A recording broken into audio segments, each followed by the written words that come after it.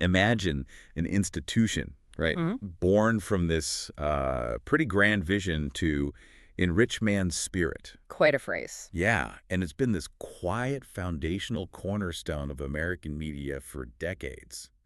But now it seems to be facing, well, an existential crisis. It really does feel that way. We're talking, of course, about public broadcasting in the U.S.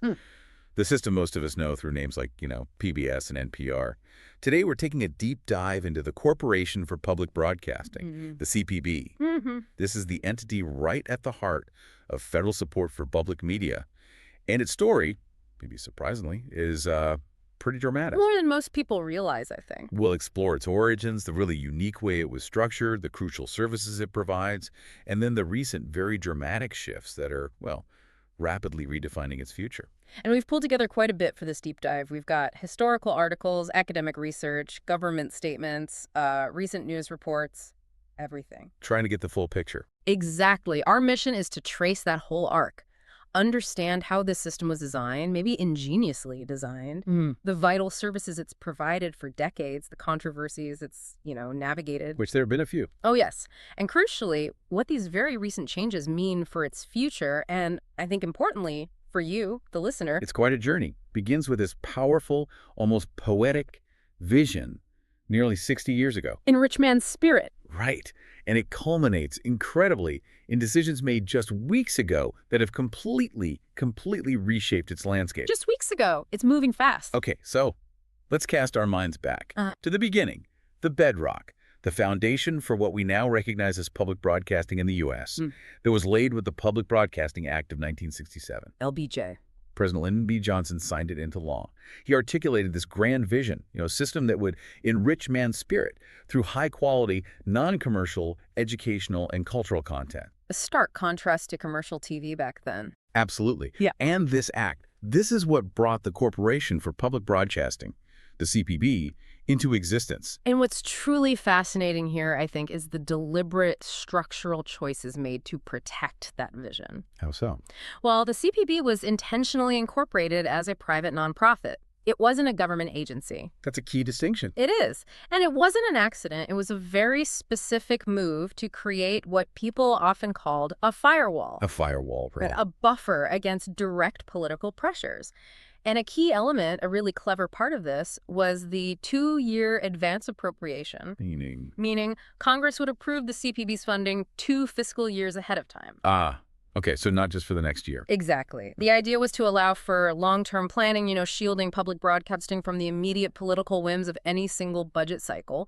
And by design, the CPB's main job was to distribute these federal funds directly to local public TV and radio stations. Not to make the shows themselves. Precisely. They weren't the producers. They were the facilitators, the distributors of the funds. That's a really smart design building, and that independents are trying to from day one. Right. But this structure meant the stations themselves weren't just getting money, they were also shaping the content, right? Absolutely. So take PBS, the Public Broadcasting Service. CPB created it in '69. Okay. It isn't a centralized network like, say, NBC or CBS. It's a member-based association of stations. So local stations have power. Exactly. The structure is critical. It grants local stations significant autonomy to curate their programming. They blend the national PBS stuff with their own locally produced shows. And NPR, similar deal. Very similar. NPR was also created by the CPB in 1970, and it's governed directly by its member public radio stations. Okay. So this decentralized model, plus some specific FCC regulations, really sets public broadcasting apart.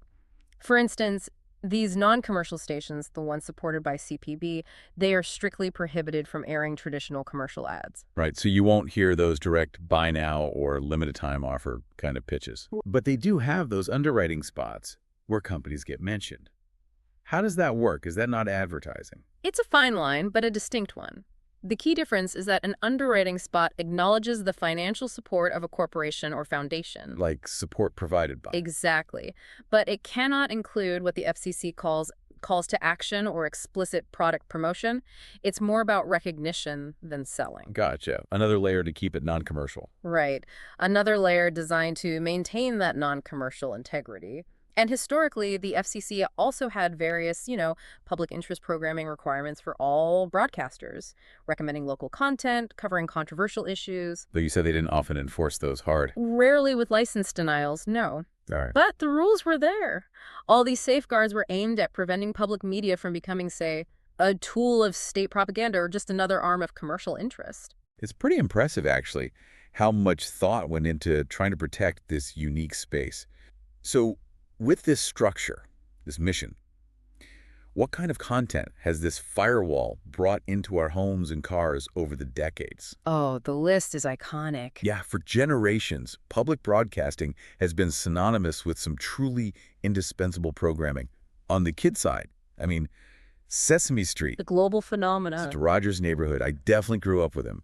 Reading Rainbow, LeVar Burton. yeah, foundational stuff. And for adults, it's the award-winning series like Novier for science. Still going strong. Nature, showcasing the natural world, those incredible in-depth historical explorations like American Experience and Ken Burns documentaries. Civil War, jazz, baseball, epic undertakings. Absolutely. And then the critically acclaimed news and public affairs programs like PBS NewsHour and Frontline. Deep investigative journalism. So beyond just the educational or cultural value, which is immense, is there a deeper reason why these programs matter to everyone?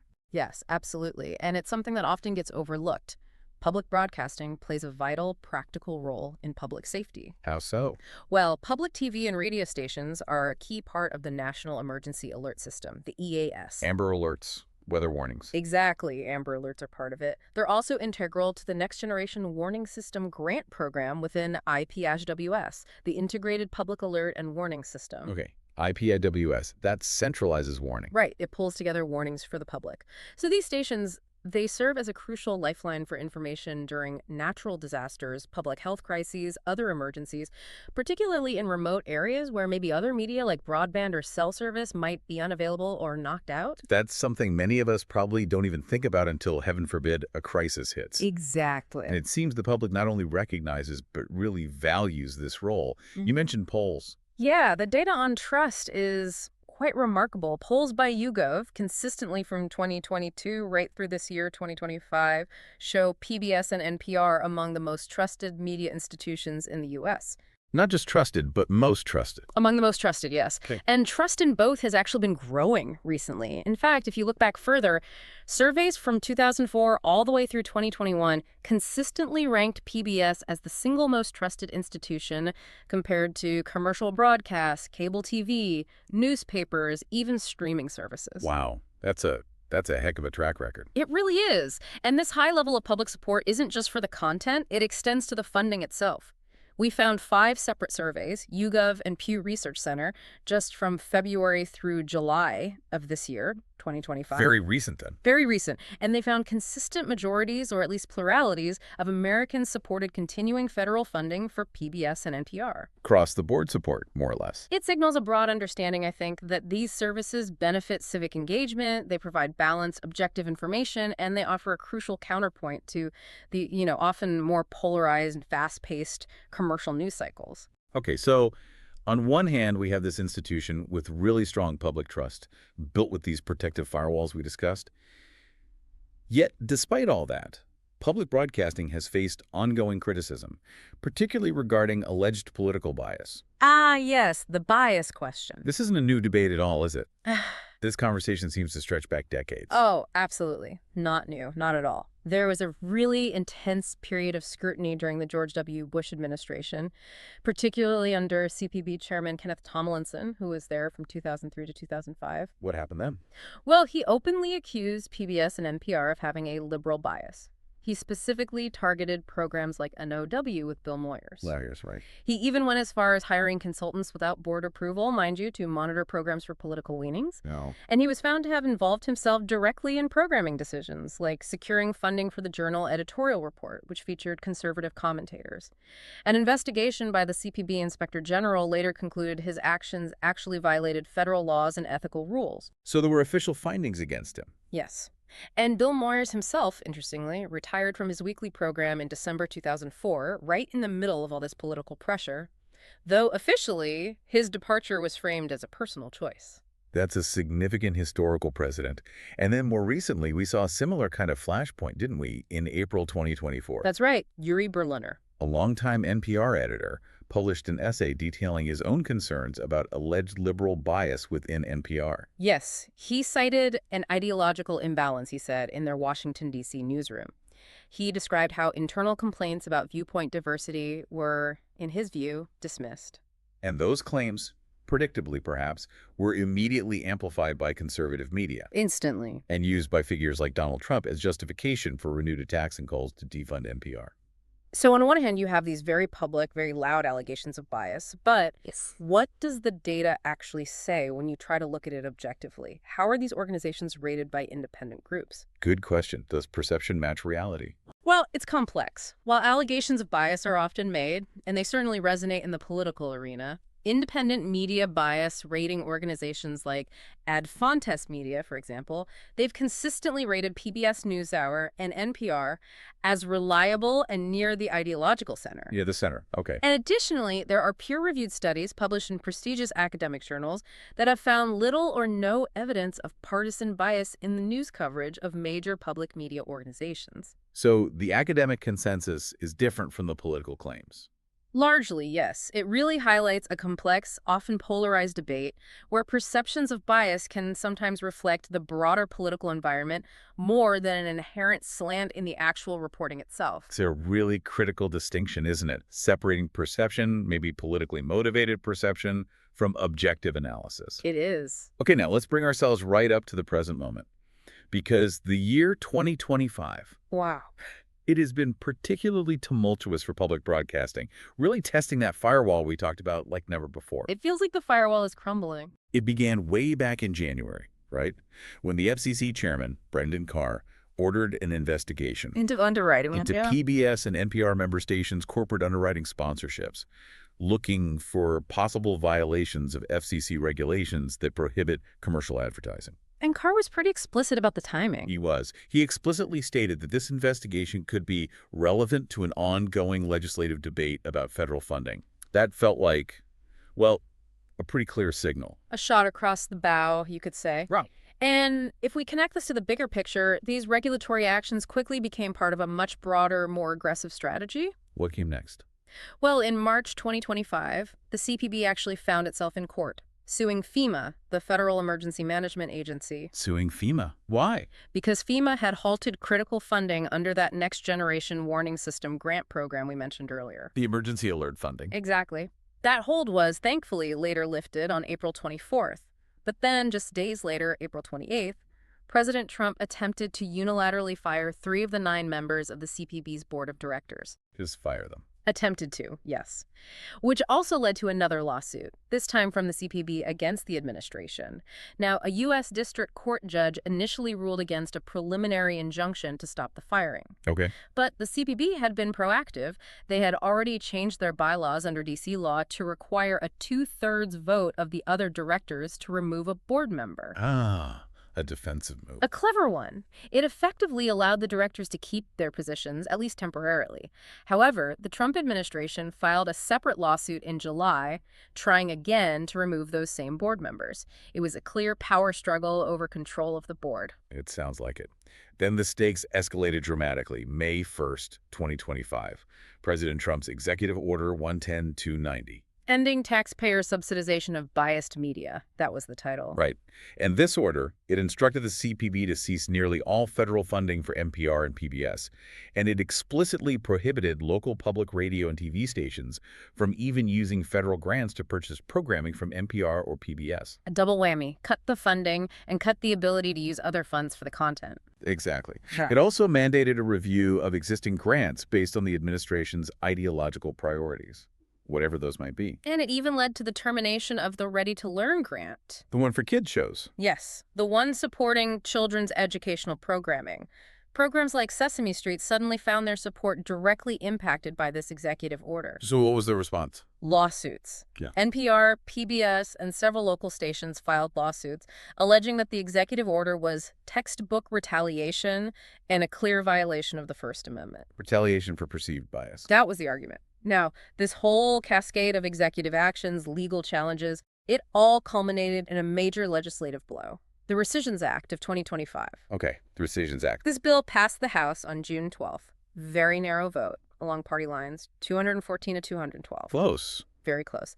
After considerable debate, the Senate passed the bill with an amendment on July 17th. Also close, 51 to 48. Vice President J.D. Vance actually cast tie-breaking votes on some procedural motions. Needed the VP tiebreaker. Yes. The House then approved the amended bill literally after midnight on July 18th, and President Trump signed it into law on July 24th. And what did this Rescissions Act do specifically? It rescinded, basically clawed back, a staggering $1.1 billion in those advance appropriations that had already been approved for the CPB for fiscal years 2026 and 2027. Money they thought they had. Gone. Gone. $1.1 billion. Now, $1 billion is obviously a massive figure. But what's particularly striking here, someone pointed out, is the context of that funding within the larger federal budget. Right. Critics, including a Republican representative, Mark Amadei, noted that the entire CPB appropriation amounted to less than 0.01%. 0.01%. That's 1/10,000th of the entire U.S. federal budget, a tiny fraction. Tiny. Yet for the CPD itself, the impact of losing that tiny fraction was catastrophic. Absolutely catastrophic. On August 1st, 2025, just days after the bill was signed, the CPB announced it would have to lay off the majority of its staff by September 30th. Only a skeleton crew would remain until January 2026, basically just to distribute any remaining funds and royalties. They are effectively winding down their operations. It really shows that even a minuscule slice of the federal budget can be absolutely existential for a specific institution like this. Absolutely. And this has critical implications for you, the listener, especially perhaps if you live in a smaller community or a rural area. Why particularly there? Well, while NPR nationally receives a relatively small amount of its total revenue from direct federal support, less than 2%. Okay, that's small. It is. But the numbers are very different for the local stations. Local public radio stations rely on federal funding for about 8–10% of their budgets on average.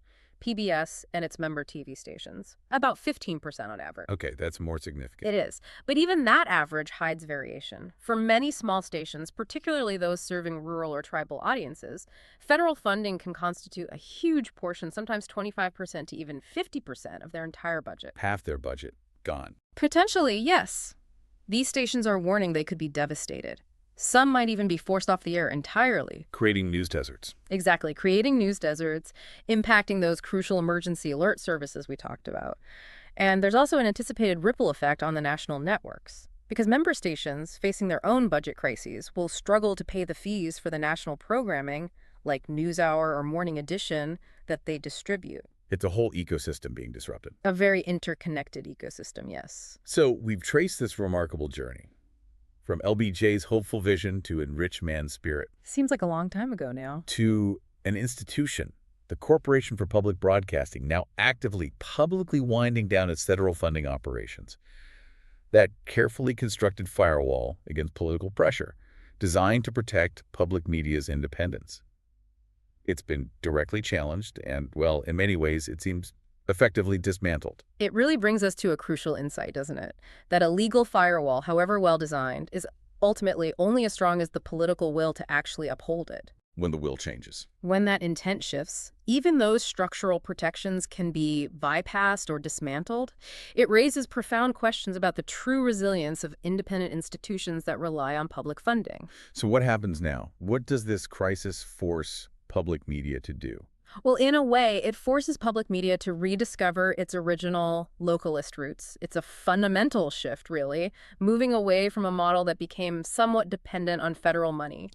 Towards perhaps a truly decentralized, community-powered network, where direct local engagement, local support becomes the new firewall against that kind of top-down political pressure. That sounds like a massive undertaking. It is. It certainly highlights this fragile balance between public service, political will, and just harsh financial realities in our media landscape, which is always evolving anyway. The fundamental question for us then, as informed citizens, as listeners, is what role do we believe non-commercial, educational, culturally enriching media should play in our communities going forward? Right. It's not just about channels and programs anymore. It's about the very fabric of our shared information ecosystem. Is there any sign of how that might play out? Are communities stepping up? Well, there's anecdotal evidence, certainly, of increased donations to local stations in response to the cuts, people reacting.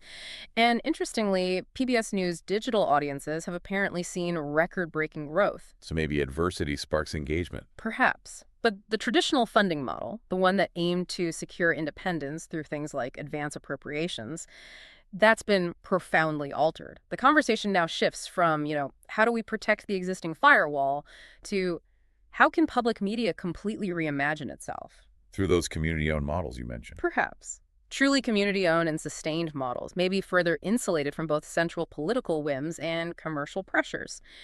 This could potentially mean a more vibrant, more responsive local future for public media, but the path to get there is undeniably challenging. Okay, so let's leave our listeners with this thought. As the CPB winds down and public broadcasting enters this completely uncharted territory, how will communities, particularly those in underserved areas, actually fill the void if their local stations wither or disappear? And maybe even more broadly, what does this significant reduction, this near elimination of federal support mean for our collective access, everyone's access to balanced information, quality education, and those shared cultural experiences in an increasingly fragmented and often polarized media world? A lot to think about.